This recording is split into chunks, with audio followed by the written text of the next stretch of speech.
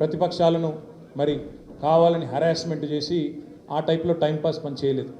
మా నాయకుడు గొప్పతనం ఏంటంటే ఇవ్వని వాగ్దానాలను కూడా నెరవేర్చిన నాయకుడు కేసీఆర్ గారు. మేనిఫెస్టోలో చెప్పని హామీలను, మేనిఫెస్టోలో ఇవ్వని వాగ్దానాలను కూడా నెరవేర్చిన నాయకుడు కేసీఆర్ గారు. ఒక రైతు బంధు అయితేనేమి, ఒక కళ్యాణ లక్ష్మి అయితేనేమి, ఒక కేసీఆర్ కిట్ అయితేనేమి, ఇట్లా చెప్పుకుంటూ పోతే ఒకటి రెండు కాదు, ఎన్నో కార్యక్రమాలు మేము మేనిఫెస్టోలో చెప్పలేదు. కానీ చెప్పకపోయినా ప్రజాహితం కోసం మరి 10 ఏళ్ల పాటు మేము పనిచేసాం.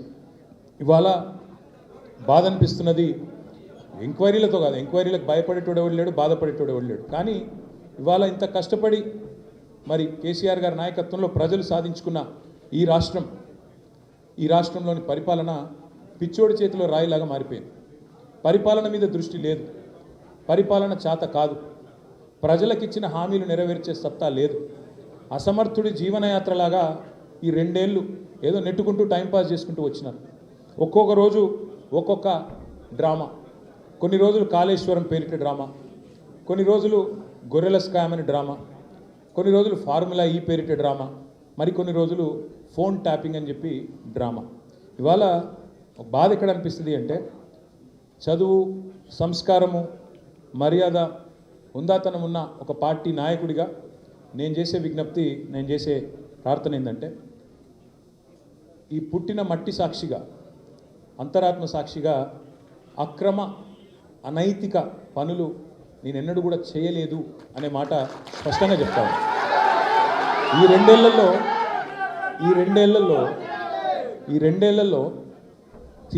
తీవ్రంగా, ఈ 2 ఏళ్లే కాదు, దాదాపు గత 7-8 ఏళ్ళుగా తీవ్రమైన క్యారెక్టర్ అసాసినేషన్ ఎఫర్ట్ నా మీద, వ్యక్తిత్వ హననం. అంటే ఒక కుక్కను చంపే ముందు పిచ్చి కుక్కను ముద్రేయాలని ప్రయత్నం చేస్తారు కదా, నేనేదో డ్రగ్స్ తీసుకుంటానని, నాకేదో హీరోయిన్లతో సంబంధాలు ఉన్నాయని, లేని దిక్కుమాలిన వార్తలు రాసి నన్ను క్షోభకు గురి చేయడమే కాకుండా నా కుటుంబ సభ్యుల్ని, నా పిల్లల్ని, నా వాళ్ళు అనుకునే వాళ్ళందరినీ విపరీతమైన క్షోభకు గురి చేశారు. అయినా కూడా ఎన్నడూ బాధపడలేదు, బయటకు వచ్చి వేరే వాళ్ళలాగా దొంగ ఏడుపులు ఏడవలేదు. నేను నిబద్ధతతో పనిచేసిన నాయకుని కాబట్టి ఎవరికి భయపడకుండా 2 ఏళ్ళుగా తలవంచకుండా పోరాటం చేస్తూ ఉన్నాను. ఇవాళ నేను ఏదో టెలిఫోన్ ట్యాపింగ్లో ఏదో విచారణ క్రమాన్ని పిలిచారు, బరాబర్ పోతాం, పోయి అడుగుతా. ఏమడుగుతా? ఏం తప్పు చేసింది మా ప్రభుత్వం అని అడుగుతా, ఎక్కడ తప్పు జరిగింది అని అడుగుతా. ఇవాళ వారు సమాధానాలు చెప్పాలి నాకు. గత 2 ఏళ్ళుగా ఈ ఫోన్ ట్యాపింగ్ పేరిట ఒక డైలీ సీరియల్ మాదిరిగా, అంతులేని కథ మాదిరిగా లీకుల రూపంలో ఏదైతే మా వ్యక్తిత్వ హననం జరుగుతుందో దానికి బాధ్యులు ఎవరు అని అడుగుతా. ఎవరో హీరోయిన్ల ఫోన్లు ట్యాప్ అయినాయని మీరే ఒక 2 నెలలు నడిపిస్తారు డ్రామా.